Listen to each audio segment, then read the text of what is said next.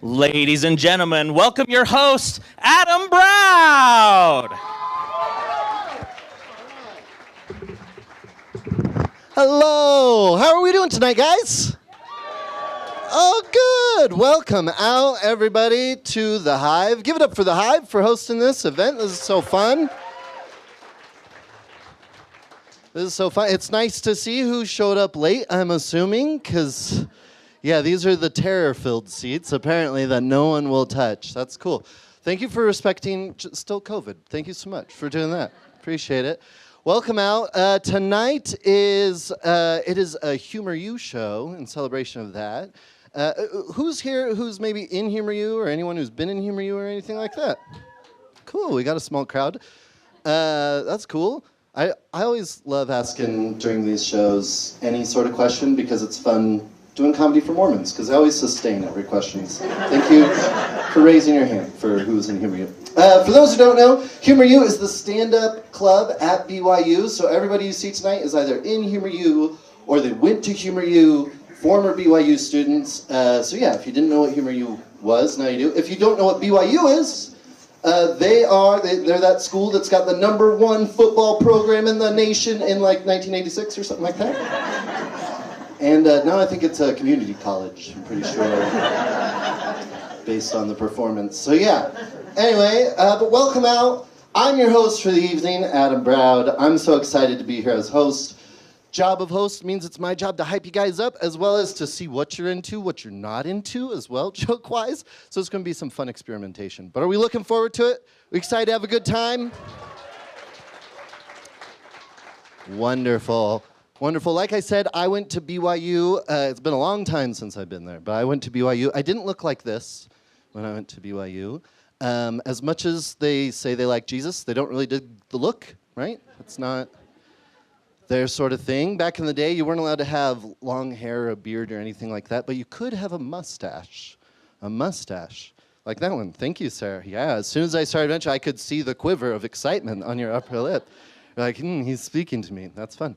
Yeah, you could have a mustache, which was really weird because I had a lot of people at the time who they would tell me, they would say, you know, I think you should grow a mustache. Like, I think that would look good on you. Which is weird. I always felt like that was a weird way of basically saying, like, you know what? I don't really trust you, right? Right, sir? Nice. Everybody scoot away just a little bit from this man in the middle. That's perfect. No, and so I did. I grew a mustache, and it was really weird because people were like, that looks good on you. And then I graduated, and I grew a beard, and people were like, that looks even better. Then I grew my hair out and started growing it long, and people were like, this is really working for you. And that's when I realized that I mostly was just getting more and more compliments the more I obscured my face. Right? It was almost as if I could put a paper bag over my head and people would be like, well, you can really pull that off, you know? Don't pull it off, but like, good job.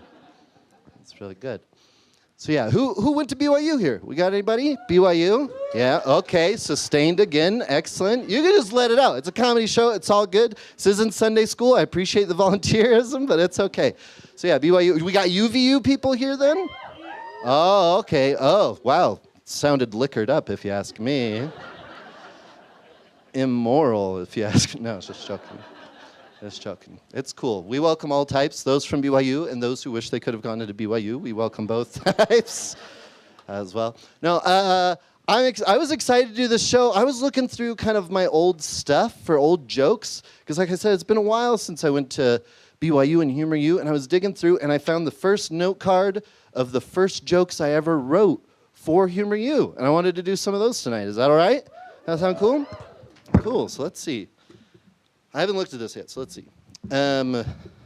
All right, so I can't believe 9/11 was yesterday. Actually, you know what? Let's... These aren't as topical as they once were, actually. The first tower, second tower. Let's go ahead and pass, actually. Let's talk about something else instead. Let's talk about how you guys liking all this snow and snow runoff that's going through Utah right now. Good. Oh, okay, mixed emotions. That's fair. That's good. Hey, you were the ones who prayed for moisture. It's your own fault. You pray for it, you get cursed. Careful what you wish for. God can monkey paw you at any moment. I personally, I friggin' love it when it snows here. Love it. Because I never feel more bougie in my life than when I'm driving on the highway after a snowstorm, because I've got covered parking. And to see those pores driving around coated in snow, ugh. At that point, I'm like, this is an HOV lane. This is a me lane at this point. I will cut you off for sure. And I will cut you off while shouting like, it's my taxes that pay for these roads. It's not. I don't make enough for them to pay for the roads. But I'll shout it at you because I got covered parking and it's beautiful. Let's see. I served a mission, of course, standard. Anybody else? We got any Brazilian missionaries? Anybody? Brazilian missionaries? Who did it? Oh, okay. One. Cool. We'll skip this joke. Let's. No, I served a mission in Brazil, and I served in very rural Brazil. So I didn't realize until I was most of the way through my mission that I picked up a rural Brazilian accent as well. So I didn't realize it until I found out all the Brazilians were making fun of me behind my back the whole entire time I was there. And for good reason, because basically the way I spoke Portuguese was like if you met a Brazilian and you were just like, hey, where are you from? And they were like, well, shoot, dang, partner, I'm from down south in Brazil, woohoo! And that's how I spoke Portuguese. Even when I introduced myself, so my last name's Broud, and down there you would pronounce it Brauj, but they would always say Brauj, because that's the rural way of saying it, which once again would be the equivalent of being like, what's your name? Elder Brauj, yeah! And that was it. And I did that for a year and a half. Didn't baptize anyone because no, just joking. So yeah, but now I live in Utah. Been living here for a while. I got 2 kids. We got parents in the audience. Parents, cool. Okay, a tired woo. I like the sound of that. That guy's even bouncing a baby in the back. Wonderful to see you here. Very cool. You didn't woo, and I understand it. You're like, this is nap time right now, but that's fine. I've got 2 kids, really like to take them to the zoo quite a bit. But during like the lockdown and COVID time, we couldn't go to the zoo, so I started reading about the zoo to my kids. And then I put a stop to that because it quickly became apparent that if the zoo is in the news, it's never good news, right? I found that out when I started reading to them about the Columbus Zoo, where there was a mama tiger who'd given birth to 2 baby cubs and then promptly ate those cubs. Oh. It's terrible, right? It's very sad. I would never do that to my kids, right? Even when I'm like, no, I could eat you all up. It's all a farce. I would never do that. But yeah, there was a tiger, and people got really upset about it. People went out and they protested the zoo. They were like, you gotta feed your tigers. And the zoo was like, we do feed our tigers, tiger babies, right? And so, no, they didn't say that. They did send out a press release. They had a press release that said, this is actually very normal. It's fine. This is expected for animals, especially when they feel stressed. That's what they said.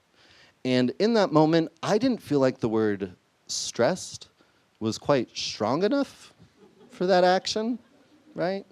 Like I never heard about like, oh my gosh, Jeffrey Dahmer ate 20 people and thought, oh, he must have been so stressed. Oh, look at this guy just stress eating. My goodness. Poor fella.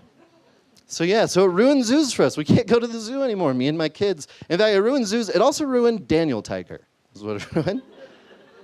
Ruined it after we started watching one episode, and suddenly Daniel's mom started singing Sometimes We Feel Stressed, and I was like, look away, don't. It's terrifying. It doesn't happen. I grew up in rural Ohio, and, oh, no thanks, but that's, no, where are you from? Where are you from? You from Ohio, I take it? Rural, where at? Where around? Oh, okay. I'm from right around there. I'm from Sydney, Ohio, so not too far. We played each other in football. Is what we did. Definitely. Me and you personally is what I'm referring to. You look like you're about 34, am I right? 32, a little younger. That's good. Cool. You're not doing so well for your age, to be honest. But I appreciate you showing up anyway. Those football years hit hard, don't they? It's not just the elbow, but I appreciate that stretch. Yeah, oh, you got some 50-year-old elbows there. That's what it is. No, so I grew up in rural Ohio. Me and you both. You remember this? You'll remember this. Me and you. I grew up there, and while I was a kid, I developed a little phobia, a little fear of spiders. Anybody else got a fear of spiders out there? Yeah, a couple. Weird to woo that, but I appreciate it. Or maybe it was spooked. It was like, woo. Is there one here? No, this is not that type of show.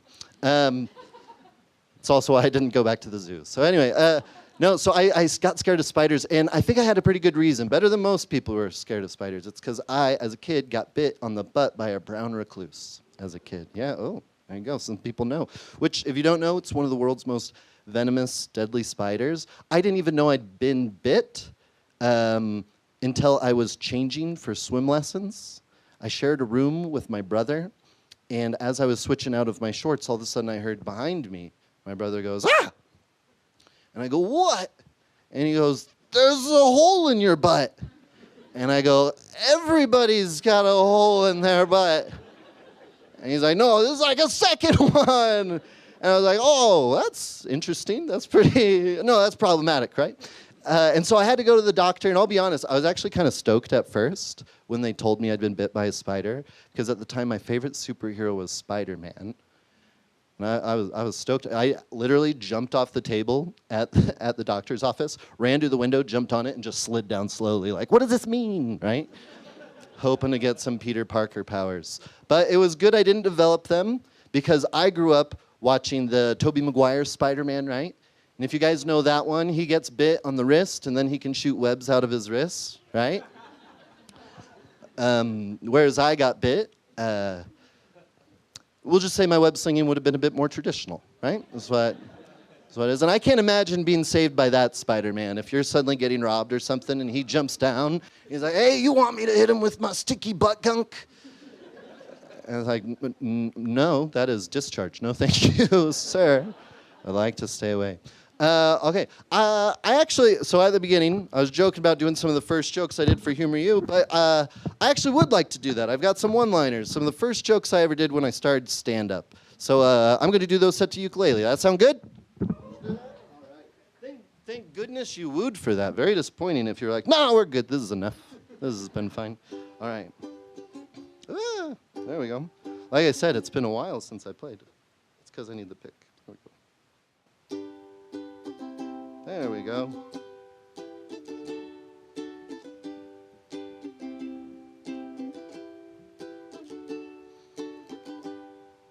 I like to do baptisms at the temple for my haters because they're dead to me.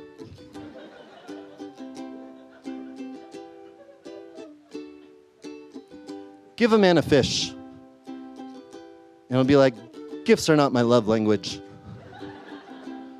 Teach a man to fish. And it'd be like, "Quality time, yes. How did you know?"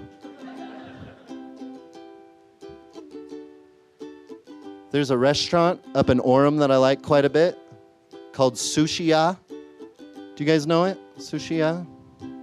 I've got this business plan to open a restaurant right across the street and call it Sushi Hells Ya. Just given the choice, right? Which one would you go to? I think Vietnamese soup is dope as pho.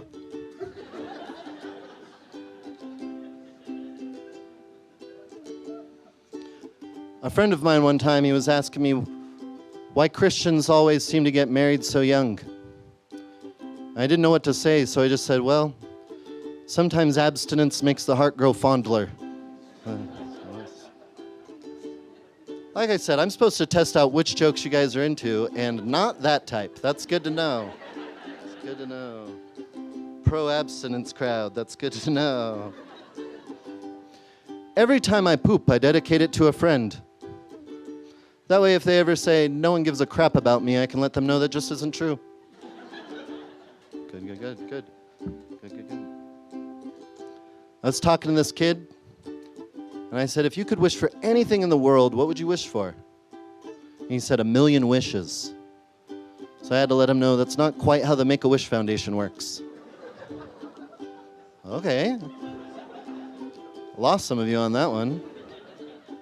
It's okay, we also lost him, so it's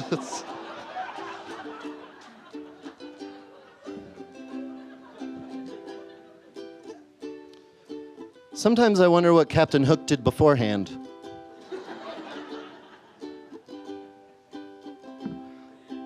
I went to the mechanic the other day because my car kept making this annoying, clunky pop type sound.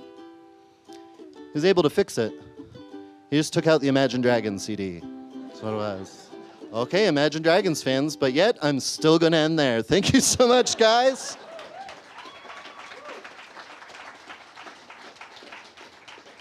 We've got a great lineup for you. Seriously, some of my favorite comedians are on this lineup. And then there's also other ones. No, they're great. They're all great. It's a great lineup. Are we excited? We feeling good? Great. We're filling up even the scary seats. I love to see it. Please keep that applause going as we welcome up our next comedian, the one and only Michael Gear.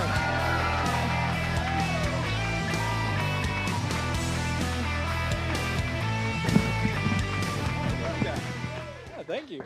If there's anybody out there who's like wondering if you can walk in the middle of a lecture, come on in. No big deal. Super excited to be here. Honestly, it's just an honor to share the Humor U stage with some Humor U legends. It's really special. Anyone been to a comedy show before? Yeah. This guy raised his hand. He's like, yes, I have. I choose not to woo. It's kind of my thing. Yeah. You guys know those comedians who like start off and they're like, how's everybody doing tonight? And then everybody's like, woo. And then they're like, hey, but like I didn't hear you. How's everybody doing tonight? And then everybody like cheers a little louder, but a little meaner too. Yeah, I'm just going to skip that tonight. Let's just think about something else. Coming up on my 1-year anniversary. It's pretty exciting. Yeah. When I got married, I knew I had to take the side of the bed closest to the door. You know, for murderers. For when a murderer breaks in. Because I'm the first line of defense between him and my wife. You know, he's going to come in, stab me, and fingers crossed, that scratched the itch for him. Yeah, hopefully his bloodlust is satiated. I really hope I'm his 100th kill, you know? That's such a clean, round number. He's not going to go after my wife for 101. Are you kidding me? A prime number, guys? Get real, come on. A man who's killed 100 people is someone who set a smart, actionable goal and achieved it. 101? It's a little weird, right? Well, you gotta be a little messed up to kill 101 people. What's something else fun about me? I'm graduating from BYU in 2 weeks. Yeah, very exciting, thank you. Yeah, I'm gonna have to learn how to talk to human beings again. Because like there's some things at BYU where you just can't, like it's like, hey, you can't just ask a stranger like, oh, where'd you serve, you know? Turns out my boss did not serve his mission in Iraq. Yeah, 2 tours, not 2 years. Yeah. So I'm gonna work on some new icebreakers. You know, I gotta think about some new stuff here. So I'm gonna try some out here for you guys tonight. When was your first kiss? It was like 3, maybe. 3 years old? No, like you initiated? Dog, man, like that's sick. Okay, like mentally you're like, okay, as a comedian I gotta prepare for like some crazy answers out there, but I'm like, this 3-year-old's just getting some. I was not ready for that. Yeah, you beat me by 15 years, my guy. No, don't apologize. I need to be you. I'd love to tell you guys the story of my first kiss. When I was heading out of nursery one day. No, I'm just kidding. Yeah. Because it was kind of a long road coming, you know. Growing up, I didn't exactly have much game with the ladies. Actually, 0 game. Still don't. I'm married, so it's frowned upon. But, you know, having 0 game with the ladies, it wasn't that I didn't have the confidence. I just couldn't execute. You know, I had great marketing. You know, like I had qualified leads. People were coming, good opportunities. I just couldn't execute. Like terrible sales team. Terrible sales team. Like freshman year of high school, okay? Izzy Hill, the captain of the girls' field hockey team, asked me for my number. Guys, my life is like a movie. It's insane. So she walks up and she's like, you should have my number. You know, case there's a group project. And instead of responding something cool like my phone number, I was like, Izzy, this is PE. What group project are we doing? But she takes my phone and puts in her number, and she saves it as Izzy Hill, my fave person in the world, which I promptly changed to Izzy Hill. Jesus is my fave person in the world, not this wily temptress. Nice try, Satan. Sophomore year, I experimented with an undercut, and there was something else too. Yeah, a terrible personality. Yeah, so Izzy was gone. Junior year, I got close. Junior year, that was exciting. I got my braces off, and I had a really nice flannel. That flannel got me in with the ladies, because I heard through the gossip grapevine that Kendall Meyer, a senior, okay, I was a junior, she's a senior, it's kind of a big deal, posted a picture of me on her Finsta, saying, check out this cute new boy in my class. I wasn't new. But that compliment got me through high school. Turns out Kendall is lesbian, and I appreciate the unbiased opinion there. Junior year was actually the first time a girl tried to hold my hand. You know, like this guy right here, he's like, that was 5 years old for me, like not even a big deal. But this was a big deal to me. So let me walk you through what happened, okay? Homecoming 2015. Your boy's rocking a blue blazer with black pants. I forgot the corsage at home. Baller. And to answer your inevitable follow-up question, yeah, we carpooled. I'm an environmental boy. So it was me and my date Hannah in the back seat, very romantic spot, Blaine and Miriam up front. So Blaine asked Miriam to homecoming after running a 5K, and he had six-pack abs, and he flashed, Hoko! So I felt a little beta there, I'm not gonna lie. Miriam actually once dyed her armpit hair blue with her best friend. So we're working with some heavy hitters here. So to recap, Blaine and Miriam up front, my date Hannah, who also happens to be Miriam's best friend, and me in this vehicle. And we're all catching the vibe. Like, we had just been to Benihana's, and we watched the table chef flip shrimp into everybody's mouth. And if that's not erotic, I don't know what is. So my date keeps grazing her hand over mine, like testing a cat to see if it will let you pet it that day. Guys, I pulled my hand away so fast, you would have thought the devil himself had tried to hold my hand. And I'm not opposed to that because he's a guy. I just find Satan's personality a little off-putting. So now that we've established I have just zero social cue grasp whatsoever, I can't even say social cue grasp, zero grasp of social cues, that's what I meant to say. Let's fast forward 1 year, senior year, I'm finally 18. This guy's like, when is this story gonna end? He's like, I've already got plenty of girls lined up, 3 years old, baby. Senior year of high school, finally got my first kiss. And I remember it like it was yesterday. That's why I'm telling this story. I remember the day the school director for the school play told me I had a kissing scene. Guys, I didn't ask for it to happen this way. But sometimes God answers your prayers in a way that's both functional and just a ton of fun for him.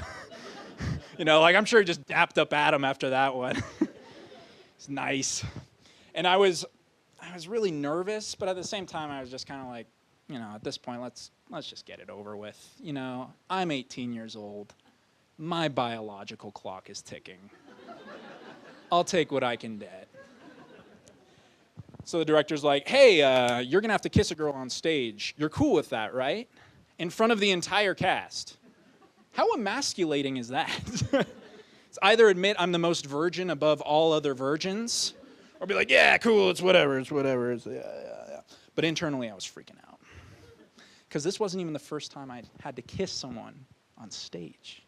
Because junior year, I was supposed to have this big kissing scene, like this dramatic moment where like my character gets out of jail. His girlfriend's like, I haven't seen you in forever, man. And like, we were just on a phone call, and then like just make out.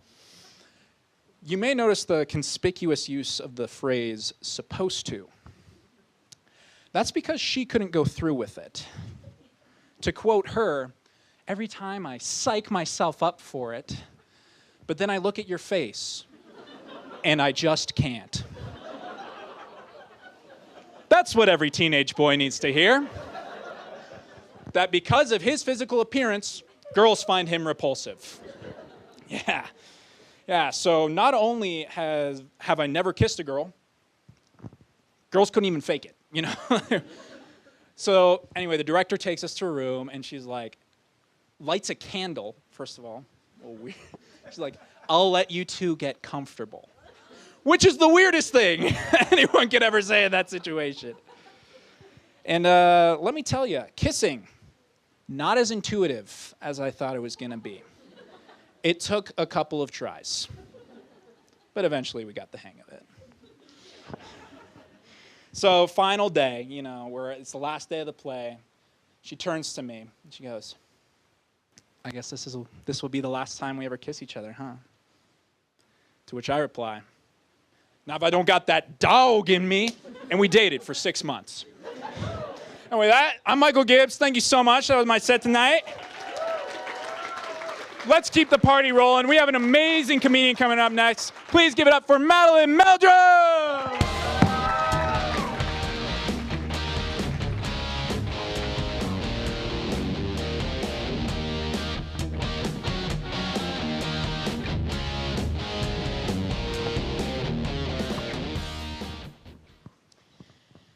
So I used to think that Valley Girl was short for valedictorian, which proves grades don't measure intelligence, because I was the valedictorian. I also thought that a blowout was the same thing as a blowjob. So what I'm saying is it's a miracle I've made it this far. All through growing up, there was this awkward language barrier between me and all other American teenagers. You know? They'd try and gossip with me, and all I could do was smile and nod every time they spilled the tea. I just have to pretend I knew what words meant and use context clues to try and figure it out. They'd be like, I heard Leangela, name changed, has a thong. I'd be like, that's awesome. Is it bigger than a bread box? Speaking of my own ignorance, did anyone else grow up thinking that Kansas was short for Arkansas? Yeah? Yeah, I thought they were the same state, and that state was Kansas.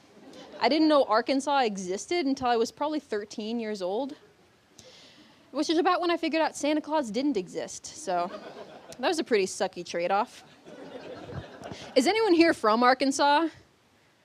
That is correct. No one is from Arkansas. I said that once, and my friend pointed out Bill Clinton, but do we really think he's the most reliable source? So, some of you may wonder, Madeline, what do you think the 50th state was? Do you think I went through all 50 nifty United States in my head to figure out who I was missing? My parents don't do that with their 4 children before leaving the gas station. And you know Arkansas would be that kid. No one's gonna check and be like, oh no, we forgot Arkansas.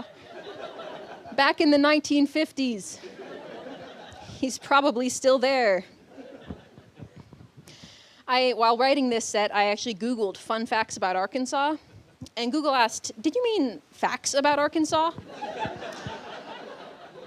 So apparently it's illegal to mispronounce Arkansas while in Arkansas.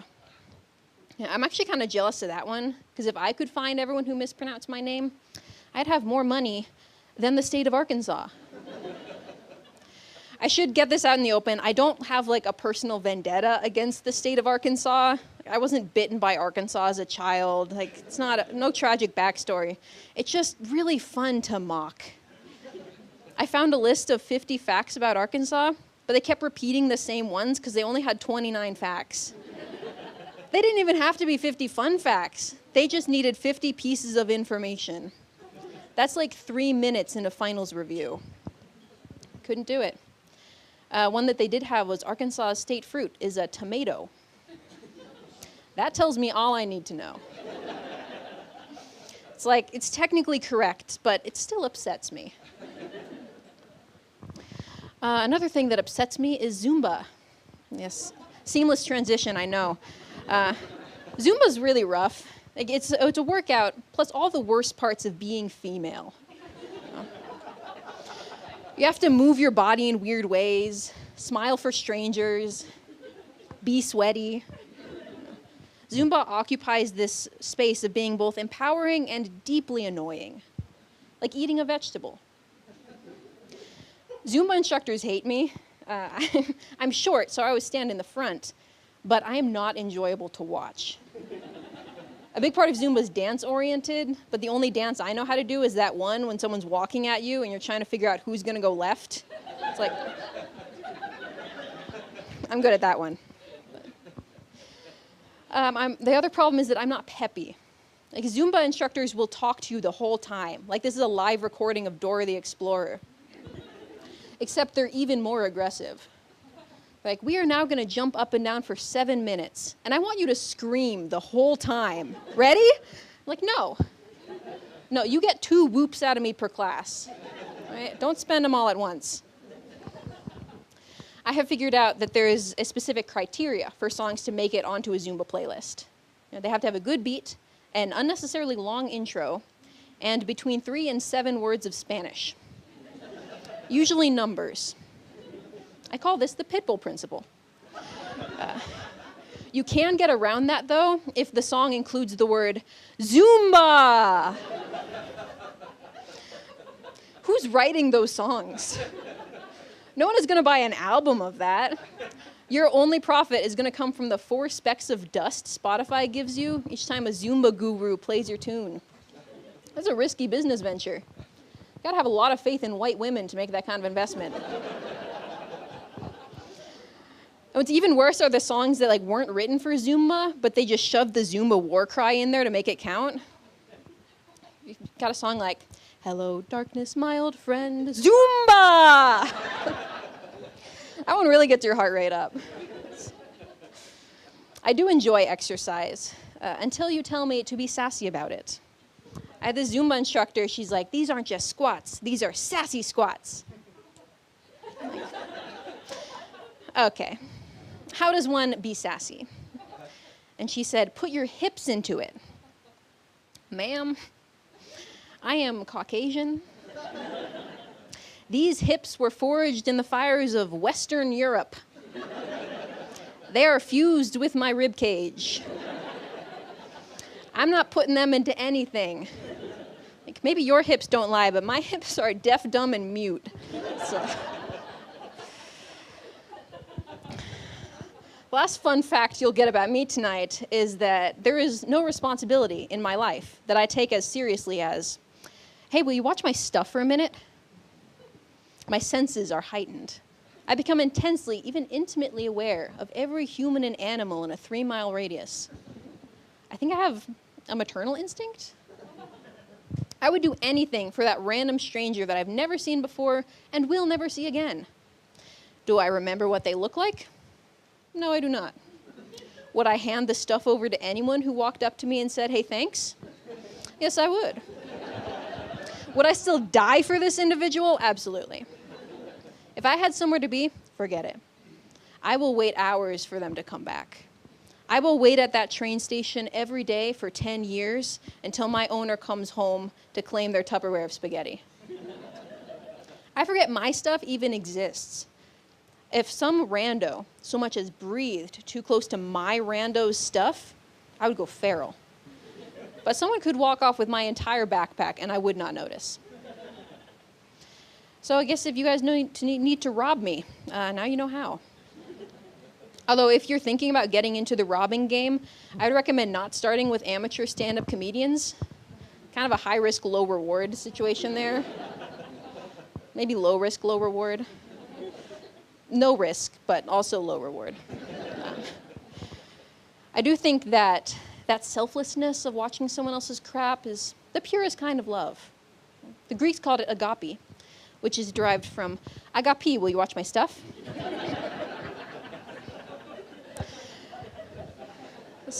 Sometimes I wonder why strangers will just entrust me with their laptops, wallets, and babies. And then I remember that I look like this.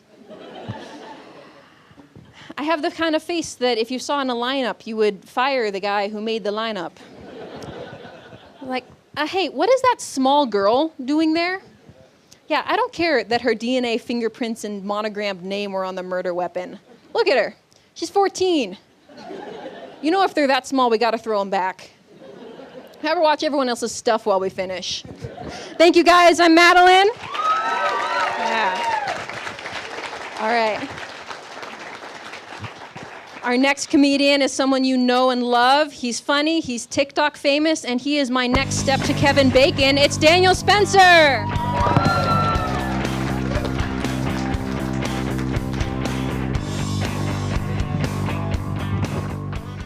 How are we doing tonight, Provo? I said, how are we doing tonight, Provo? You guys are bad at this. Okay. Nice to know. Nice to know. Hi, everyone. I'm Daniel Spencer. A couple things that you will notice about me throughout my set tonight. The first is that, I'm low-key handsome. Yeah, not like a lot, but enough, right? If 99% of the population died off and we needed to procreate, you'd be like, maybe. That's what you're dealing with me. The reason that I'm kind of low-key handsome is because I have a sexy accent. Yeah, it works out great for me. It takes my sexiness up by about 10%, which comes out to a total of 10% sexy. It's wonderful, yes, yeah. My accent comes from an exotic place, at least to you guys. My accent comes from Harare, Zimbabwe. That's in Africa, for those of you that don't know. I know you Americans and your geography. Sometimes you don't know. Zimbabwe, I love England. No, I don't know. I am from Africa, and I know what goes through people's minds when I say I'm from Africa, and I look like this. They're like, why is he so well fed? It's a new diet I've been trying out called the American Dream. It's been going great for me. Yeah. The shirt is by JCPenney, body by Little Caesars. Thank you. Thank you so much. A couple other questions I've received while living here in America. If you're from Africa, then where is your loincloth? That is formal wear. We only wear this when we're feeling really fancy. And I'm in Provo, Utah, so I don't. And then, of course, the most common question I get, if you're from Africa, then why are you white? And these are all very valid questions. And they have one simple answer. You are ignorant. Yeah. Because there is actually some food, clothes, and white people in Africa, as shocking as that might seem, right? And trust me, I get it. I understand, okay? Every morning, I have to look in the mirror as a chubby, white African man. And most of the time, I'm like, you shouldn't be a thing, right?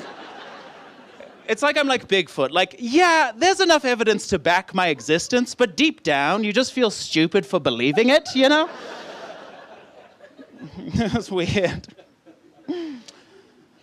I am from Africa. It's interesting. When I first moved here, I've been here about 7 years, and I love America. Let's get a round of applause for your country. America's wonderful. A lot of wonderful things. There's a lot of things that I love about America. The main thing is fast food. Yeah. Because you have to understand from an African perspective, when we talk about fast food, it's usually in reference to how fast food runs away from us. And I don't know if you can tell, but I'm definitely more of a gatherer than a hunter. So that, changed my life. That being said, there are a couple things that I don't like about America. One of the main things, this is a very controversial opinion. One of the main things I don't like about America is Peeps. Yeah. Who here likes Peeps? Cool, great. So we know who's going to die from diabetes then. Get your affairs in order. I learned to not like Peeps before I even moved to America, so I'll share that experience. Growing up, I worked for a lot of charities in Africa, and that was very fun. A lot of enriching experiences, you know. But one year, we got a giant shipment from America, and there were three things in the shipment. Do you guys want to guess what was inside? Yeah, okay, oh, very good. A+, okay, wonderful. I'll just tell you. Peeps, saltwater taffy, and used underwear. That's not a joke, that's real. Someone decided to fill a whole bunch of bales full of used underwear, right? And at this point, we opened up the container and we were like, we didn't know any better. We were like, this colorful candy, clearly they're saving the best for us African kids, right? And so we pack up our trucks and we go out to this village and we start like giving stuff out. We're handing things out to everybody. And I'm in a group of like kids. And what you need to know in African culture, when you're giving or receiving a gift, it's customary to just like dance and sing. It's a celebration, right? So we're all like vibing, we're hey, hey, hey. And there's this 4-year-old boy who steps into the circle and just like breaks down. He's like, ah, ah, ah, ah. Michael Jackson, right? I'm putting all the TikTokers to shame. So I was like, clearly this kid deserves the first bag of Peeps, right? So I grab a bag of Peeps, I give it to him. And he grabs it from me, he rips it open, he shoves his arm in and puts a Peep in his mouth. And what was absolute happiness and joy immediately turned to sheer horror and dread on his face. And he spat the Peep out. I don't know about you, ladies and gentlemen, but like, how bad does a candy have to be for a starving African child to literally be like, you know what, I'm good. I don't need whatever that is in my life. I will take some used underwear, though.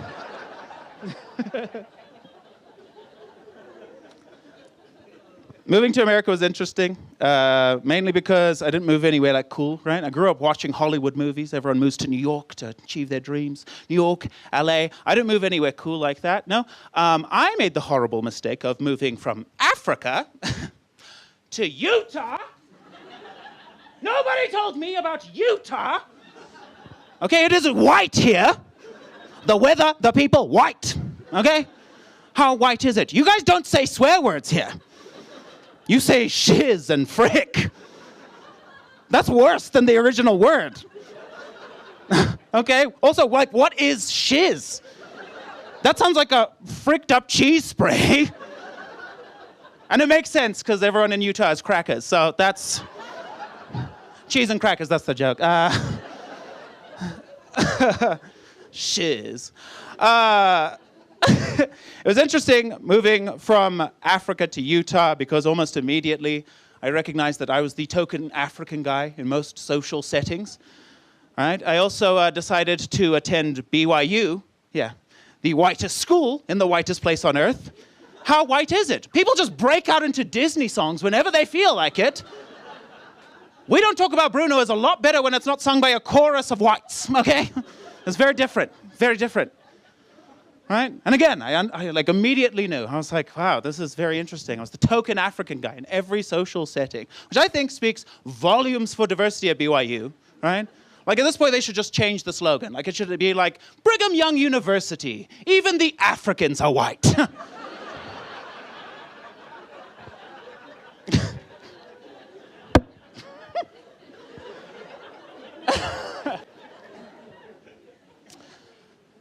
Being African is fun. That being said, I am just like you guys, right? Like, I know there's probably a lot of cultural differences, but I'm just like you, right? Like, when I'm in the shower and I need to pee, I don't get out. I'm just like you guys. I like that there was only one person that was like, ugh, everyone else was like, yeah, that's me, yeah. I do be peeing. That being said, there's one unique thing about me besides being African, and that is that I am gay. I came out as a gay in... At BYU, I know that's controversial for you guys. It is a contagious disease. You guys are all gay now. Sorry, yeah. I like telling that joke mainly because there is someone in the audience that's like, we need to leave right now. I cannot be queer. I am gay, and that was very interesting. Coming out was interesting, because to be honest with you, I was expecting a little bit of backlash. I was expecting kind of a bad backlash. But the honest truth is that like everyone was like super like loving and like supportive, and I like hated it. Okay, I'm trying to get memoir money.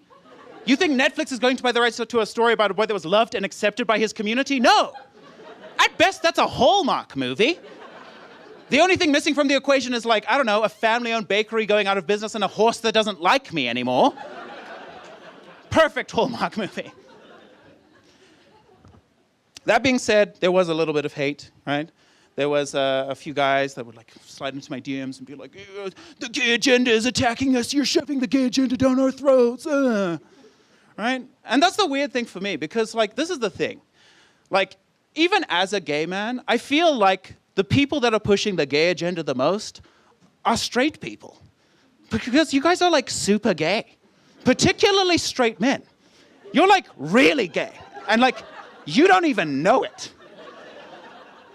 You don't believe me? Let's check out the situation, okay? You have those straight guys that are like, well, if there's a gay pride parade, why can't I have a straight pride parade? I have seen UFC fights. They are the exact same thing. Two men rolling around in their underwear while other men watch and cheer. That's gay pride. Happy Pride Month. It's not gay, it's men fighting other men. They're being manly. Okay, cool, then stop screaming, hold him tight, and wrap those legs around him. Because that's gay. Topgolf is really gay. It's the gayest thing. Again, you want to analyze the situation? It's a tower filled with men in short shorts, all hitting balls into rainbows. You don't think that's gay? The only thing gayer than Topgolf is bottom golf, okay? And I know that one. Gayest thing, though, is hunting. Hunting is the gayest thing. No, it's men hunting animals. It's manly. Okay, let me get this straight. You're going to spend an entire weekend with just other men wearing matching outfits. You don't think that's gay? Well, they're not matching outfits. It's camo. Yeah, the only reason you're wearing camo is because you don't want people seeing you acting gay. Well, sometimes I wear orange with my camo. Oh, you like a pop of color so other men notice you? Shirt by JCPenney. That's my time, everybody. Thank you so much. Are you ready for your next performer? Her Venmo is Lily Warnock, and her name is Lily Warnock, everybody.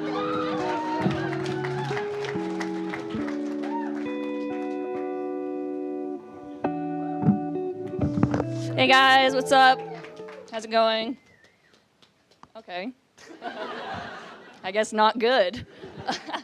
I recently did this disaster simulation event on campus, which is basically where a bunch of people volunteer to pretend that they're injured, and then men with big arms and beautiful smiles carry you and tell you everything's going to be okay. So I signed up, and you could choose like your level of injury, so I decided to do dying because I just felt that was like where I could give my best performance, you know? And it was really fun. There were 2 rounds, and in the second round, a man came and he threw me around his shoulders, and he started running. And this is the most premarital contact I've had with a man ever. And he brings me over, he sets me down where all the EMTs are, and I'm like, what are we? What is this? Like, what's going on? He was busy, so didn't really work out. But he dropped me off where all the EMTs were, and immediately, upon my arrival, someone's holding my hand. I'm being tucked into a shock blanket. There's like someone petting my hair and telling me everything's okay. I'm having the time of my life. This is like a spa day for me. Yeah. Never felt so loved and appreciated in my life. There's something I learned from this experience, in that it's people pay attention to you when you're dying. Yeah, and I've been trying to incorporate this into my daily life. I took a picture of my wounds and I sent them to the family group chat, no context, just to kind of see who's still loyal, you know, just feel it out. And my mom immediately responded and she goes, "That's what you get." Yeah. Again, no context, so that's her response to me dying. Yeah. I grew up in a multicultural home, actually. My mom's a Leo and my dad is a Taurus. Yeah, very different, very different. And I looked up their compatibility the other day on one of those like Zodiac websites. Not because I don't already know. I was just kind of curious, like, what other people had to say about it, what's going on there. But one website rated their marriage a 6 out of 10, which, if you're curious, is the same IMDb rating as movies such as Hotel Transylvania 4, Fast and the Furious Tokyo Drift, a movie called Horse Girl, which is rated R for some reason. Don't know what they were doing with the horse. And Hotel Transylvania 3. So, yeah, good lineup. I feel like if you watched all those movies in succession, like, you would get a pretty good feel for my parents' dynamic. Yeah, they have very different parenting styles, I'd say. My mom, she's an elementary school teacher, so she's, she's very involved. She really likes doing like fun little activities with us. And my dad is like if Napoleon Dynamite went to law school and then had 4 kids thrusted upon him. Just doesn't really know what to do with it. It's funny because I remember throughout my childhood, I like consciously remember him trying out like different conflict resolution methods with us. Always fun when you can like suss it out. You're like, okay. There was one time he came home with a pumpkin, and this was at a time where we were living in a country where they don't really do pumpkins, and also it was not October. So I don't know where he got the pumpkin or how, but it must have been something obscene.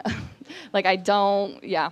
And so he came home, anyways, he came home with the pumpkin, and he was like, this is the grievances pumpkin. And basically what he wanted us to do with the grievances pumpkin is he wanted us all to write down a grievance that we had with someone in the family. Yeah. My reaction as well. And then on a piece of paper, write it down. Put it in the pumpkin where there was a lit candle, and then all our grievances would burn, and we would love each other again. But I feel like this was a response because this is right about the same time that my sister started hexing me. Yes.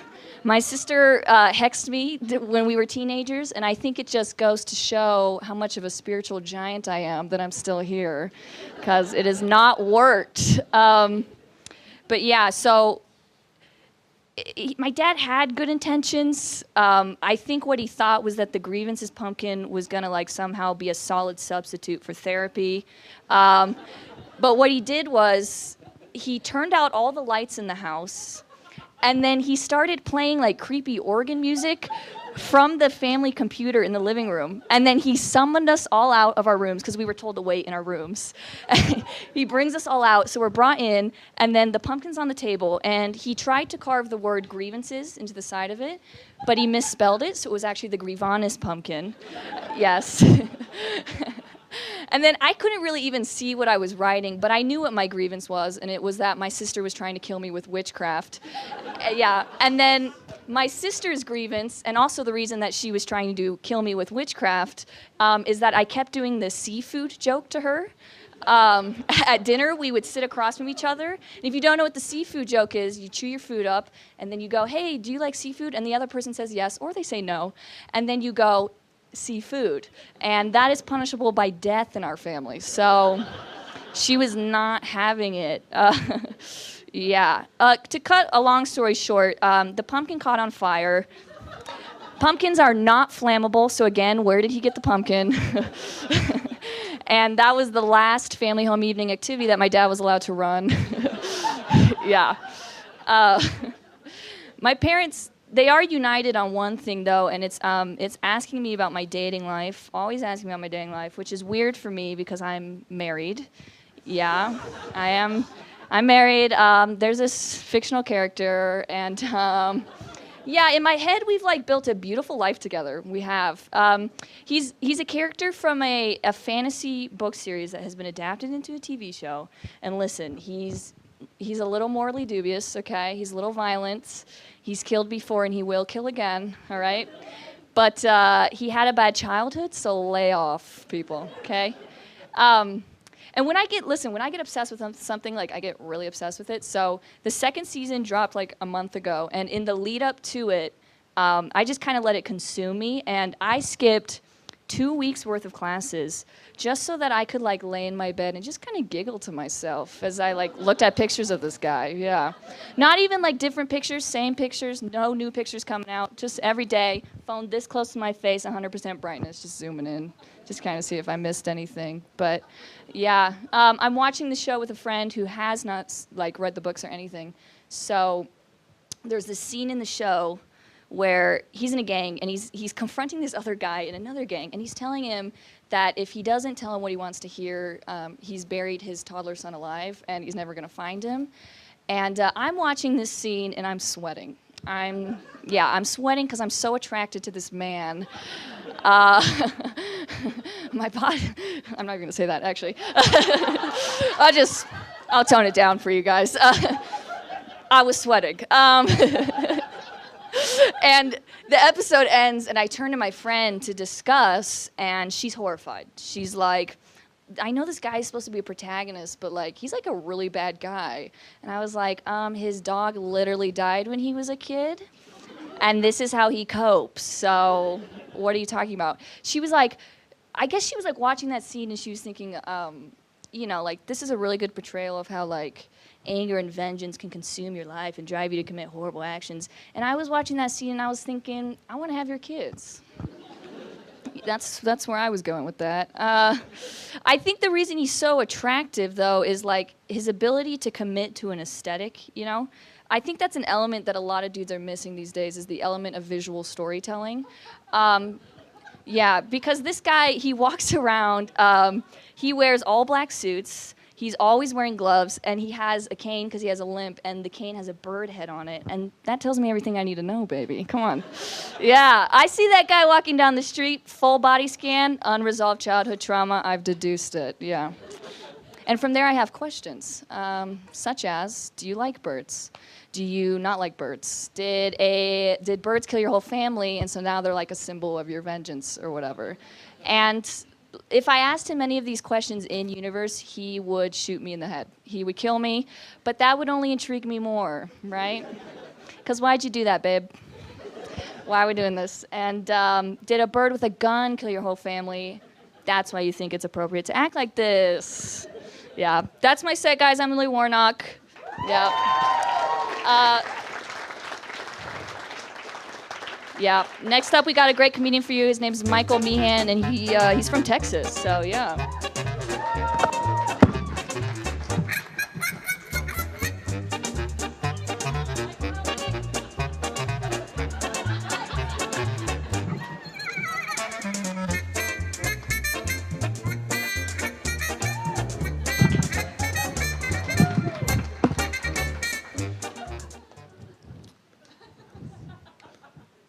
For my first joke, I would like your participation.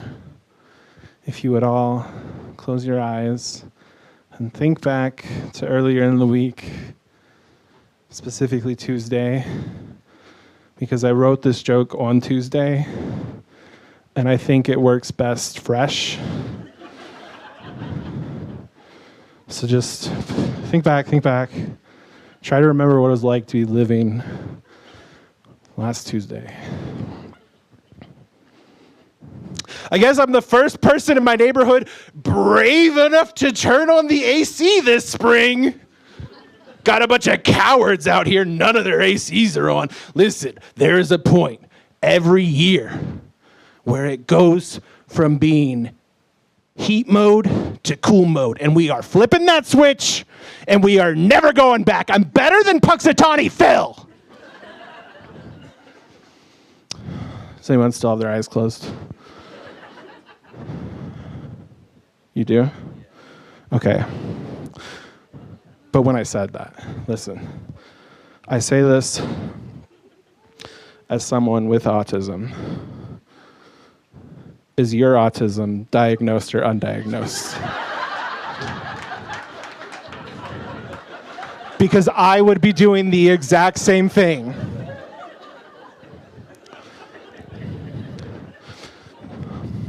Okay, so we're gonna do the same thing as the first joke, but instead of Tuesday, it's Thursday, and you have the background of remember that joke I told you on Tuesday, so it's slightly different. Everybody ready? Okay, so I made a mistake. I'm not perfect, but neither is Puxatawny Phil. At least I'm brave enough to admit it. I like to open that way because a while ago I went to a concert, and it was a great performance. It was in Salt Lake City, and the the singer just said something like, we love Utah so much. We love how clean your air is. And it was like one of the worst days of inversion. And I was taken so out of it. I was like, how is their music supposed to reach my heart when I know they're not like me? They don't live here. They live among the rich and powerful. How is that going to work? So I wanted to kind of ease the tension that I know is happening, because I have this fanny pack. And you're all thinking, he's not from here. I live here. I'm one of you. All right. Have I sufficiently endeared you all to me? Has this worked? For my next joke, I will need a volunteer from the audience. Yes. Hello. Come on up.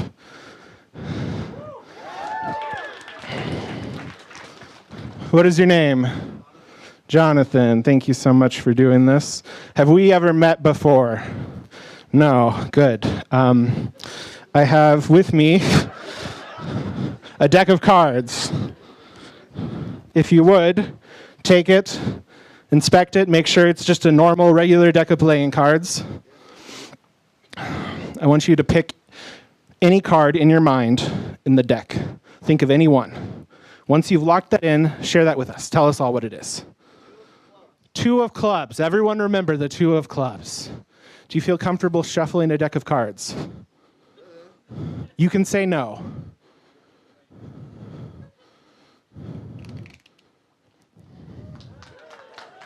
Okay, are you confident in that, or do you want to shuffle more? That's good. All right. Now, did you come here with anyone tonight?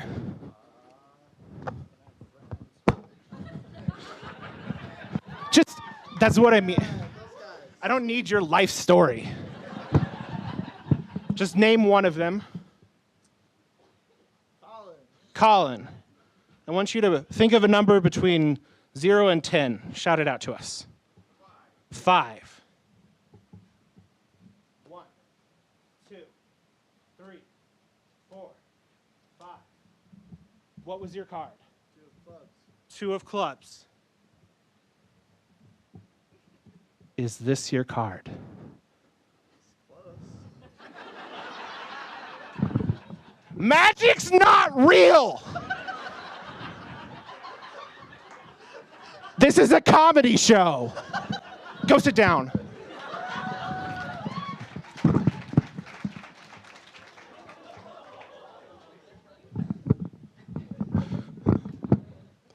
I feel pretty bad about that now.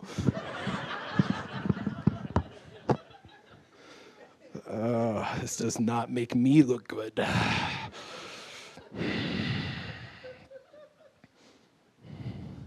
Not to brag, but I did my taxes and I am going to get a pretty good return, I assume, because I am accidentally committing tax fraud. I don't know, that's part of the fun, right? Doing your taxes when you don't know how to do taxes is kind of like playing this bizarro inverse lottery where instead of paying a little bit of money now for the small probability of getting a lot of money later, you get a moderate amount of money for the high probability of going to jail. That's an adventure for future, Michael.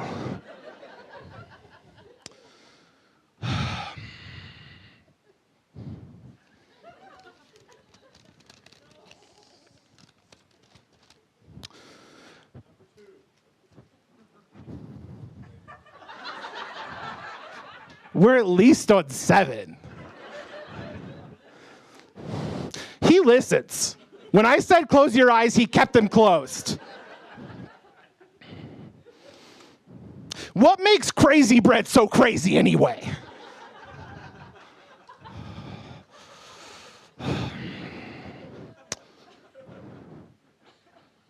not to brag, but I recently adopted a cat. Yes, thank you. I am a hero. Thank you for applauding me.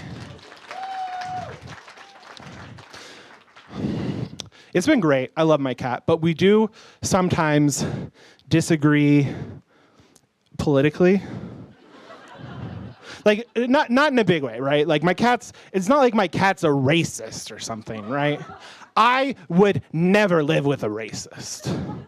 Not since I moved out of my parents' home.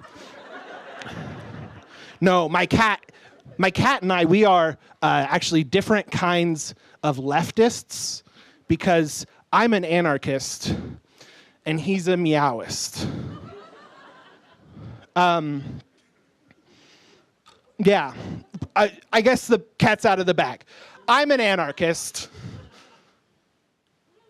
politically, but I am a rule follower autistically.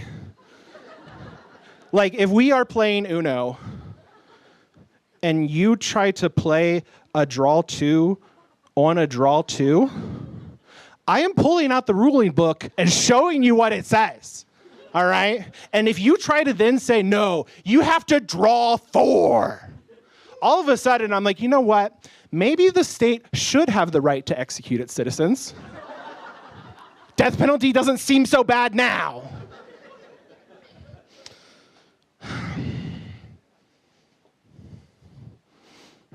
Hey, bud. What's your name? You. It's all you. Dave. I was hearing Gabe, but I was like, that can't be right. That's fake. Because you're a Dave, obviously. What do you do for work? You're a dentist. That sounds so fascinating. All right, for this next joke, it's new, all right? I haven't memorized it yet, okay? So I'm gonna read it off this piece of paper. Is that gonna be all right with you, Dave? Are you gonna be okay with that? Because I don't come to your dentist office and say, why are you looking up the patient's names? Why don't you have that all in your head? You don't remember the names of the teeth, Dave? I don't do that, so you cut me a break. Also, this joke is very new. I have not tested it, so it might not be a good joke, right? That's gonna be okay with us, right, Dave? Because I don't come into your office, Dave, and say, look at all those cavities. Education is an important part of the health journey. If he doesn't understand, he's just gonna keep getting them. I don't criticize your work, Dave. So is that gonna be okay? We are actually out of time. I do not have time for this joke. Thank you all so much.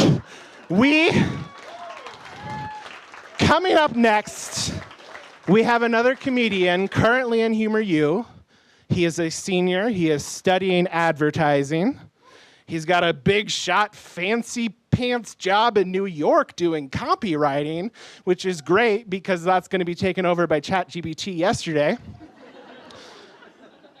He will probably not make the same mistake I did and refuse to address where I came out over there because the stage was different last time. And though when you look at him, you're really going to want to just call him Garrett. That's not his name. All right? Please, give it up for Carter Halverson.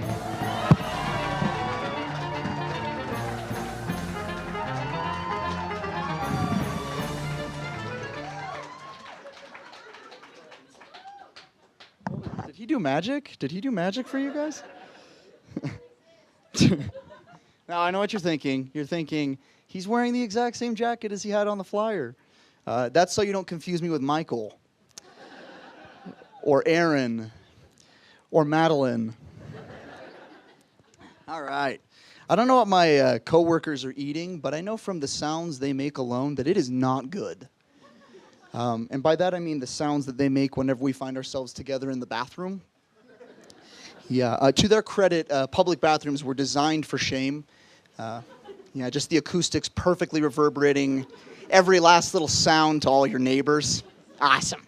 Yeah, and it's inhuman too because you're not even able to put a face to the crime. Just this disembodied and disemboweling sound from 2 stalls down. You know, just this. And somehow the lesser of 2 evils is hoping that came from a human. And so you do what we all do. You're frightened, and you have to know. You have to know. So you check the shoes. You check to see, make sure everything's above board. You check the shoes and just, ooh, blue Vans? Yikes. I really hope for his sake that's food poisoning. I really hope that's not a daily occurrence. It's a daily occurrence. He makes those noises every day. And today I had to ask Blue Vans for time off from work. I had to look him in the eyes and pretend that the noises he just made aren't going to echo through the hallways of my mind for the rest of all time. I have to look him in the eyes and pretend that his clutching of the stall for extra leverage didn't irreparably damage my psyche. But we all get bad poops. Everybody gets bad poops from time to time, right? So here's what you got to do. Everybody's going to be checking your shoes out, right? So when you find yourself in a public setting, you got bad poops, all you got to do is just go incognito mode.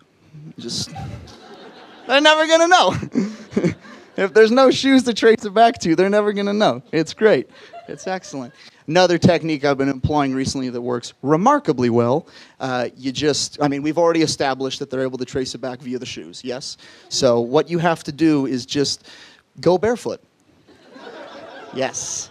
Just dogs barking, just out for the world to see, gripping that linoleum. Gives you a little bit of extra torque when you're pushing. Awesome. Yeah. Can't imagine a better power move than that. Just whipping open the stall. Howdy. Because your feet are peeling off the slightly sticky floor. How's it going? Awesome. Now, I know this contradicts my prior logic. They're going to know it was you. But that's what they're scared of, is that extreme ownership. I really like Luke's account of Satan tempting Jesus. Awesome transition, I know. I don't know if Satan forgot the script or didn't adequately prepare that day. Perhaps Jesus is just particularly difficult to tempt. Who's to say? You know. But he shows up, and for context, Jesus has been fasting for 40 days out in the wilderness, and Satan bumps up, and he's like, ooh, 40 days no food? Yikes. I could never. Yeah, I think you've earned a little treat. See those rocks? Transmute them to bread. Yeah, give yourself a little snack. And Jesus, delirious, probably from not having food for 40 days, goes, I am bread. I am the bread. I'm the bread of life. That was weird. Okay, whatever, man. Worship me. Worship me? Is that? Oh, that was the third one. Okay. This is really embarrassing. It was going to be like a little whittle you down situation, and then I was going to hit you with a real zinger, bring you to my side, It was going to really, you're going to be like, It was going to be awesome, but that clearly didn't pan out. Moving on, so he grabs him, and they apparate to the top of a mountain, and he's sitting there, and he goes, see this right here? It's a cliff. And you see that down there? That's the temple. Do a flip. Oh, come on. We know you want to. If anybody can fly, it's you. You're just squandering your gifts. If any of us could fly, we would go ahead and do it. Oh, no, but if I do it, I'm going to fall them into... Grow up, dude. We know you don't take fall damage. You never have. Even if you could, your little angel friends would just swoop down and grab you at the last second. So let's do a recap of Satan's temptations, shall we? Temptation number 1, make yourself a sandwich. Temptation number 2, worship me. Bold strategy. Temptation number 3, if you jumped off a cliff, all your friends would too. Awesome. Just awesome altogether. My wife and I were out the other day, and we saw the most adorable little baby. So we took it. Now, so you see this adorable little baby, and to her mom I go, she is so cute. And to her, Say thank you. Say thank you. And the ungrateful baby just stared back at me. Expressionless. Can you believe that parents are raising their kids like that? It's just unbelievable. I gotta say, I keep getting distracted. Front row, really loving the shirts. It's very distracting to me. I just had to call it out publicly so that I could get on with the rest of my routine because it's just really distracting to me. Say thank you. The heck, dude? Have you learned nothing? Holy cow. Unbelievable, you people. Unbelievable. We just had Women's History Month. Can we give a round of applause for all the wonderful women in our lives? Yes. Yes. I feel like there's only one fundamental difference between men and women. Ma'am, front row, could you just give us your best gun sound effect, please? Okay, and sir? Let's try it again. I was going to do Was the correct answer. Yes. Yes, what distinguishes men is our obsession with sound effects. I also would have accepted what kind of gun. That would have been an acceptable answer. Yeah, no, for little boys, it's not play pretend unless you have professional Foley. You know, we don't buy Lego sets to build them. We buy them to have sets upon which we can test our sound effects. You know, just pull in one of these numbers.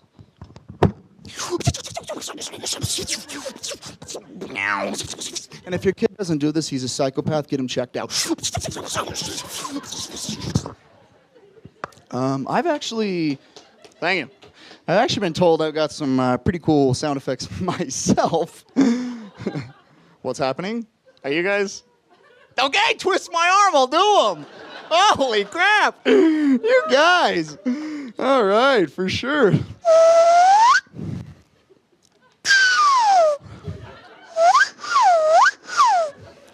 Thank you. That's okay, that one never lands. For my second sound effect, I will need a volunteer from the audience. A volunteer. You again? I mean, you're pointing, man. I got to bring you up. Perfect. Awesome. Hey, let's give him a round of applause real quick. You just stand right here. Yeah, you don't got to do anything. You don't got to react to me. Don't say anything no matter what I do. You just stand right there. You're just good. Just for the audience, though, what's your name? I'm Jeff. Okay, not great at following orders, are we, Jeff? That's okay. That's all right, buddy. So we're just going to get right to it.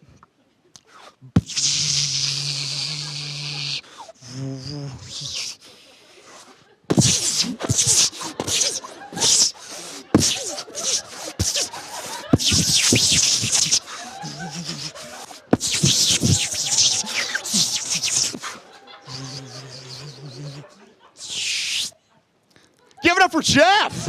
Yes! Yes! Yes! Somebody clean him up.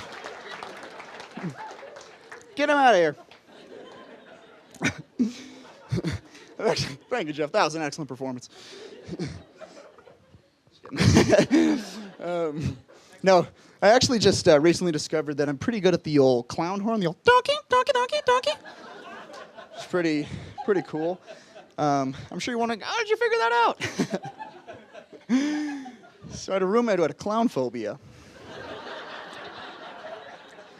Yeah, so in our rooming situation, my bed's right here, his bed's right here, and then we got the old doorway light switch situation rocking on the track. You know, one of those ones where you turn the light off and just leap into the darkness and hope the monsters don't get you. So I just stand there and I go, "Good night, Flavio." His name is Flavio. "Good night, Flavio." And he'd go, "Please, I'm begging you. Don't do this. Sleep tight, my little angel. You don't have to do this. Please, please." Donkey, donkey, donkey, donkey.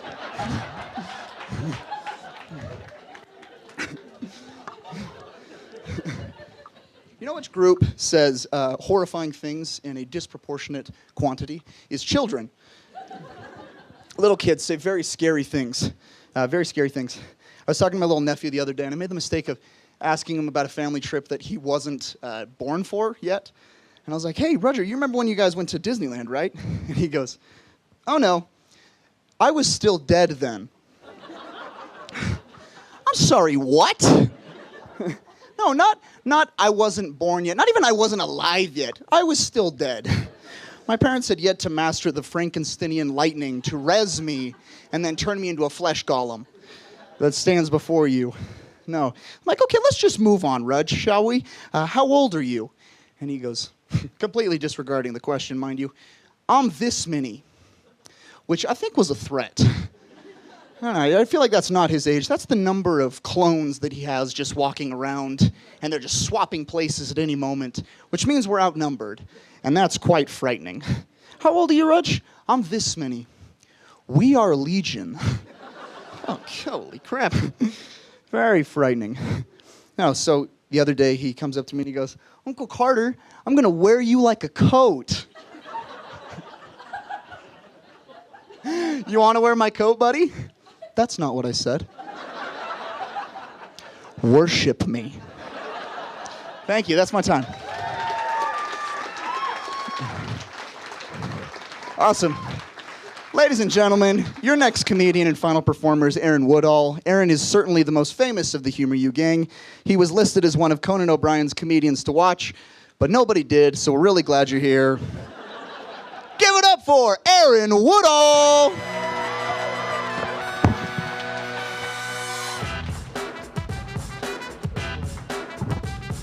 Woo! Hello, Megan Bean in the audience, ladies and gentlemen. Give it up for Megan Bean, everybody. Woo! Woo! You ever put on a shirt to change your whole personality like that? I wouldn't know. I'm like this every day. I got 6 shirts at home just like this. But it does feel good. I can't lie. It feels a little good. Feels a little good. Aaron, who are your influences? Magnum P.I. and Dave Coulier. That's... You laugh, but this, at one point in time, was the uniform for my profession. In 1993, you'd be pissed if your comedian wasn't wearing a Hawaiian shirt. You'd be like, is he even goofy? How do we know? What's going on? How about a round of applause for all the comedians you've seen tonight? How about a round of applause for the Hive? Give it up. This is the prettiest place I've performed in by far. Usually it's like a very scary, like Silence of the Lambs basement underneath a bar. That's usually what we keep, like, as a society, we try to confine stand-up comedy to those spaces. It's like very nice to be invited out into the light. Like, wow. Me? What? No way. Okay. There's like cards if we want to play. Okay. All right. I just moved. Anybody else? You guys move? You just moved? Nobody moved? Unrelatable material. I just moved. I had to go to IKEA. Any IKEA lovers in the house? How about IKEA haters in the house? Yeah. Thank you for quietly raising your hand, sir. There's no need to be loud about it, but I do hate those jerks. I don't like it, man. I hate that. IKEA is like a 3-hour mirage, and the Oasis is the exit. You're like, I think it's right here, right? Nope. Lamps? Okay. Lamps. Yeah. All right. IKEA is like watching Avatar, where you're like, well, I had a pretty good time. Assume we're about to wrap it up. What do you mean halfway? That's a joke. Halfway? Nuh-uh. Nuh-uh.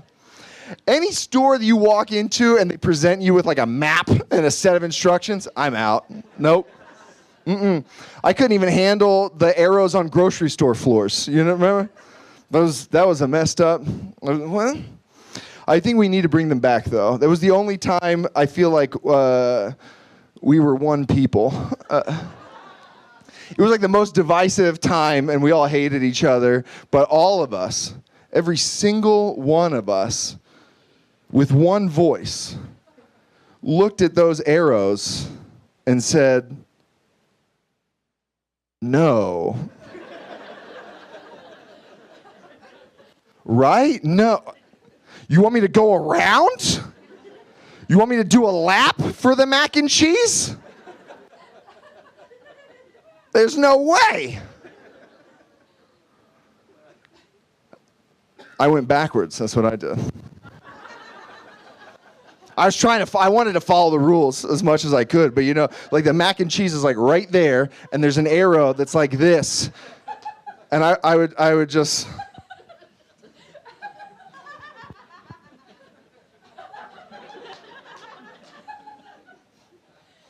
I'm aligned with the arrow. Go tell a manager, you'll feel foolish.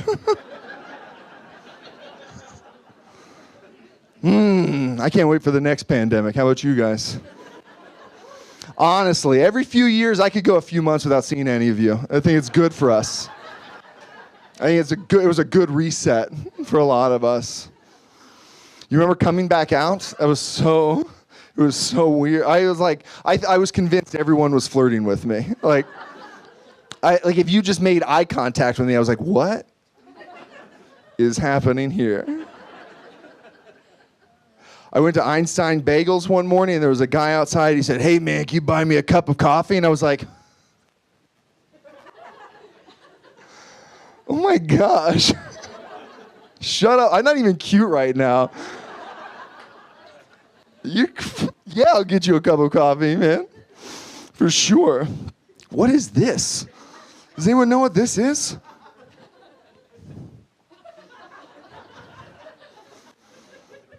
It's just one of the perks of the job. The strangest candles you've ever seen. Why don't you hold on to this for me? Thanks. I want it back at the end. I just got diagnosed with ADHD. Thank you, thank you, thank you. By diagnosed, I do mean by TikTok. Thank you, thank you. Dude, were you diagnosed by TikTok? It's great. You guys on TikTok? It's better than WebMD, I swear. You don't even have to type any symptoms in. They know. You just scroll and the kids will tell you what's wrong with you. I'm just scrolling and this guy was like, hey. I'm like, yeah? You ever used to look out the window on road trips as a kid?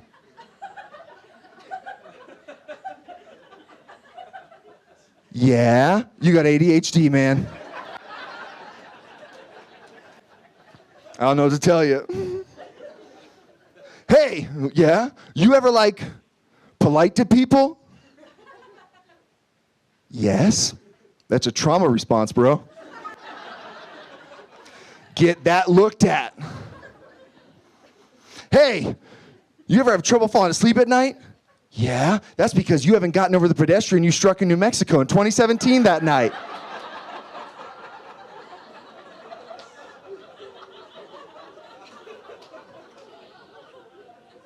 The algorithm does it again. How do they know?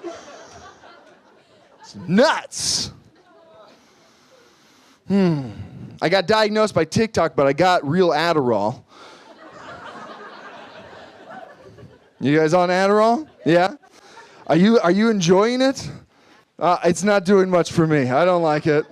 It's like a monkey's paw drug. You know what I mean? This is my core demo. These two children right here. Thank you. Thank you for being here. The rest of you can go. It's like, Adderall's like that evil genie, the evil one who grants your wish, but you got to keep your eye on him because he's going to twist it a little bit. That's Adderall. Adderall's like, 'tis the power of concentration you desire. Yes, we shall grant you the power to concentrate. But to concentrate on what, I wonder?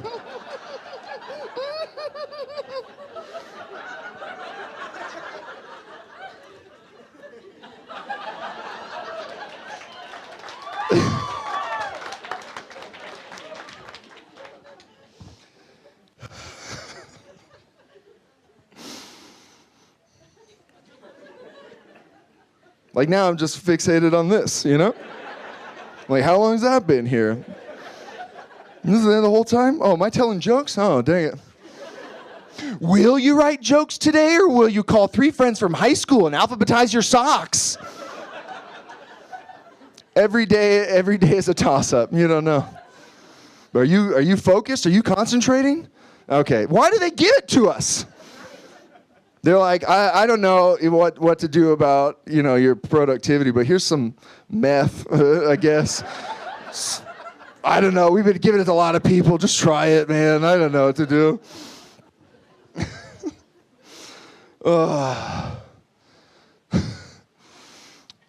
Hold on, just real fast.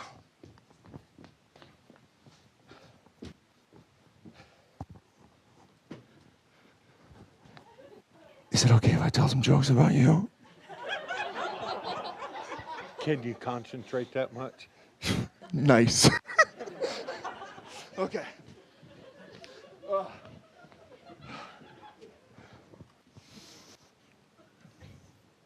Pay no attention, pay no mind to the man behind the curtain. It's just my dad. It's the first time I've invited him to a show in like 7 years? I don't know. I was like, Dad, it's a clean show. You can come to it. Surprise, all my clean jokes are about how I need your love and affection. So I should have told you beforehand. I thought I had more clean jokes. I didn't think I was going to have to rely on this, but I've strayed from the path. So one of my favorite hobbies is trying to trick him into saying that he loves me. You guys ever do that? It's one of my favorite pastimes, but he's good. He's too good. He is so good. One time I told him that I loved him, and he told me it was going to snow today. One time I told him to tell me that he loves me, and he asked if I've been rotating my tires. And I was like, he's so good. One time I thought I had him. I thought he said, I love you too, but he just said YouTube. But I was the one who told him about YouTube, so that's close. And it's close. Last summer, I got to go to, spent a week on the farm that he grew up on. And I got to spend a week with him, and it was fantastic. I loved it so much. I loved getting to hang out with my dad. I loved getting to see how he grew up. He talked so much to me about all these different things, like stories I'd never heard. It was very cool. One day, he mentioned this thing that he was certain was lost forever. And I could tell that he missed it. He wanted it back. So I was like, I'm going to find it, and then he'll love me. Yeah. And I dedicated my week. I was like, I'm going to find this thing, and I did. I looked all over for it, and I found it. And when I found it, I was giddy. I was like jumping. I was like, oh my gosh, he's really going to say it this time. I ran to him. I ran, and I was like, Dad, look, I found it. I thought you thought it was lost forever, but I found it. It was right where I was looking yesterday. I just had to dig a little bit deeper, but I found it for you, Dad. And he said to me, and I don't think I'll ever forget this, he said, when we were kids, our neighbors, they had a diesel tractor, and that thing could run all day. But we had a gasoline tractor, and we had to fill that baby up 2-3 times a day.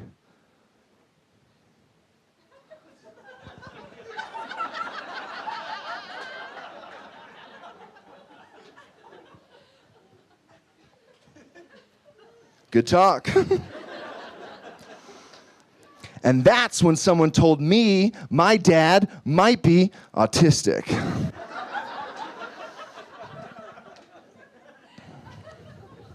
And by someone, I do mean TikTok. There was a woman on TikTok, and she said her boyfriend was autistic, and one of the ways that he shows his love for her is by sharing his favorite facts. And I was like, oh, what if Dad hasn't been dodging the subject with the weather forecast all these years? What if tire maintenance is the only language he has? What if he was so happy, his heart so brimming with joy that he thought to himself, I should tell Aaron about the fuel efficiency of diesel engines. He's earned it. Yeah!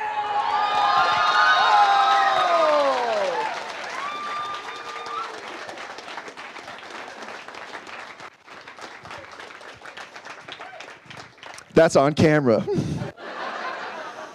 They're going to email that to me. I'm going to play that at your funeral. He always loved me. Wow. Finally beat the master at his game. Wow. Should have been inviting you to shows all this time. Now what do I do with the rest of my life? I thought I would feel something, and maybe I knew it all along. Okay, listen. Babies on airplanes. How do we feel about them? Babies on airplanes. Whose baby? I'm for them. I am pro. This is when you guys turn against me. Every single thing. You're like, I want my dad to love me too. I hate babies. Get them off my plane. Harrison Ford, get off my plane. Kick that baby out. Why does it always become their plane? These people, as soon as there's a baby on the plane, it's their plane. They're like, there's always a baby on my plane. Oh, I can't believe there's a baby on my plane. You're not Mr. Delta. You don't own the aircraft. You're on the same $600 sky bus as the rest of us schmucks. I don't know who lied to you and told you it was going to be baby free. Babies are allowed to be there, actually. And they're just like, oh man, there's a baby on this plane. And we're all like, oh, Rutherford von Southwest. We didn't know you were joining us peasants today. We'll throw this little guy out the window as soon as we get up there. So sorry. I like baby, and I like them on planes. I would sit next to a baby. I would rather sit next to a baby than any of you. Truly. Why? Because they're cute, they're sweet, they're perfect, innocent little creatures who have never done anything wrong to anybody in their entire life. A baby has never kicked off his shoes mid-flight and started picking at his toenails next to me. A baby has never pretended not to hear the sounds of my kneecaps crunch when he slams his seat back into me. You never seen a baby get carried off the plane by 3 sheriff's deputies? Like, foaming at the mouth. I will not be controlled! Sheep! Baby's never done that. But you want me to be mad at this guy? Because he's crying? He's a baby who thinks his ears might explode. You are a grown man who thinks...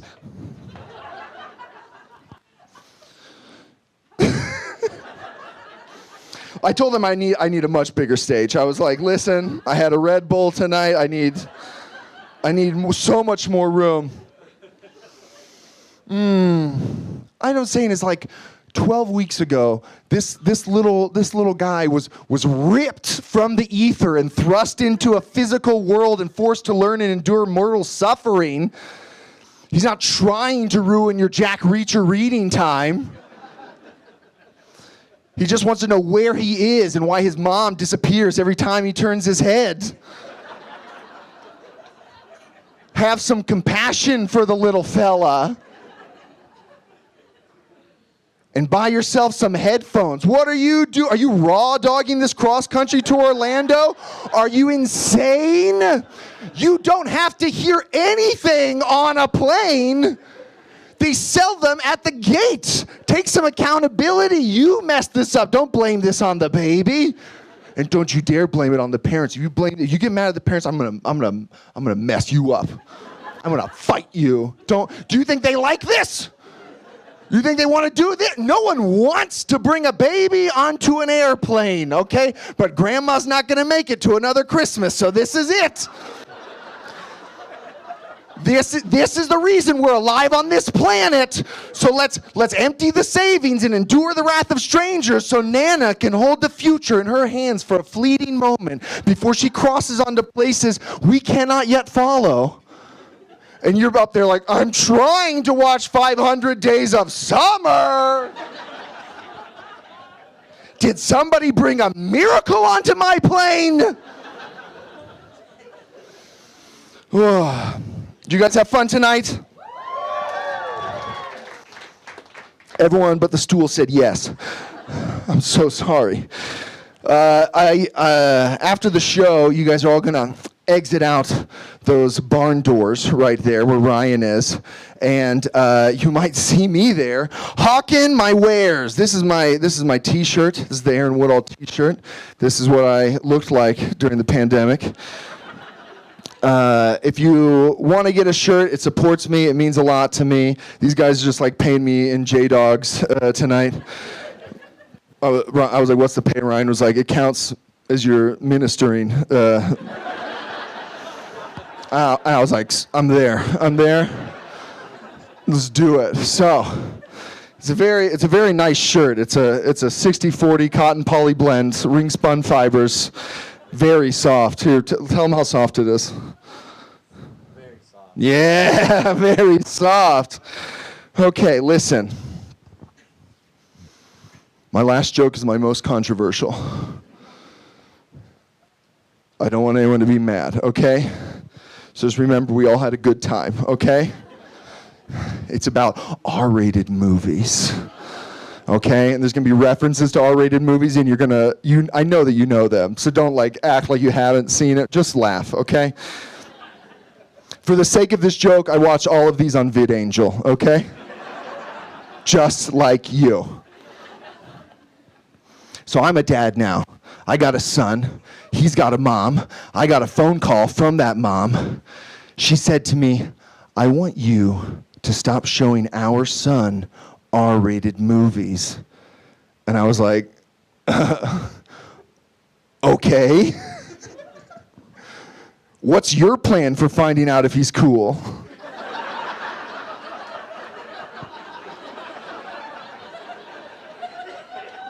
Do you even have one? Have you thought about it? Didn't think so. She was mad because he was having nightmares. I was like, of course he's having nightmares? He's 8? He just watched Hellraiser. We'd be worried if he wasn't having nightmares. I would have called you. We got a sick little freak on our hands. What are you gonna do about it? But I also tried to tell her, I was like, 8-year-olds just have nightmares, okay? It just doesn't matter what you watch. When I was 8 years old, I was having the worst nightmares of my life, and they were all about The Land Before Time and The Brave Little Toaster. They let me watch it, and I was, the black goo from Fern Gully haunted my dreams, okay? At least our son's having big kid nightmares. Nothing to be ashamed of, nightmares. When our son's being chased around in his dreamscape, it's by a frickin' xenomorph and not the principal from Matilda.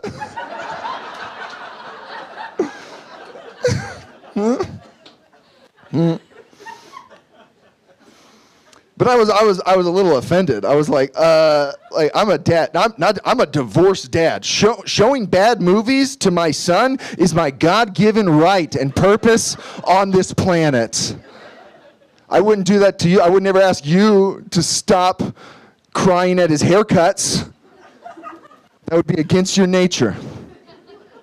Okay? You make him pose with a chalkboard on the first day of school.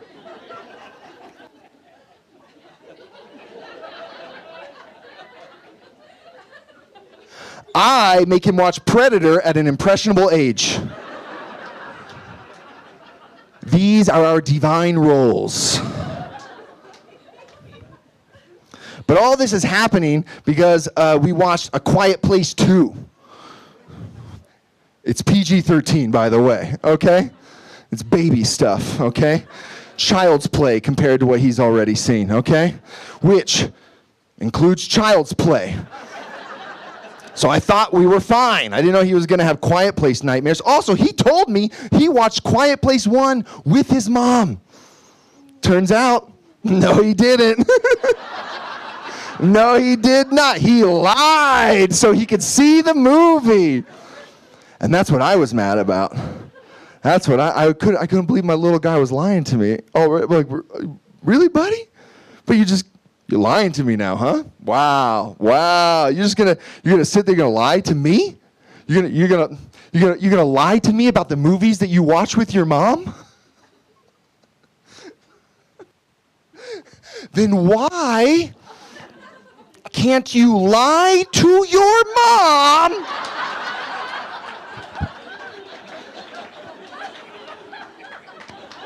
about the movies you watch with me, pal?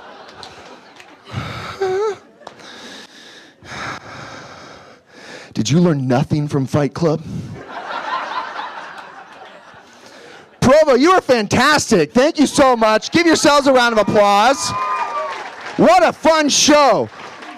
What do you say we bring everybody out here and we take a little picture together? Would you like that?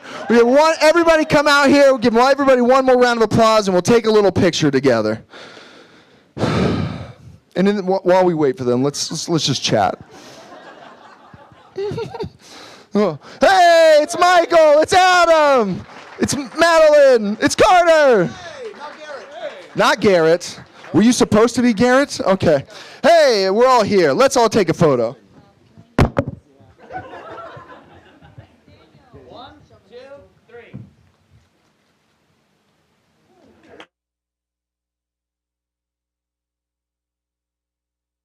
Guys, we loved being here. We loved having you. Thank you very much. Remember, you're going to exit out this way. Have a great night. Have a great weekend, everybody.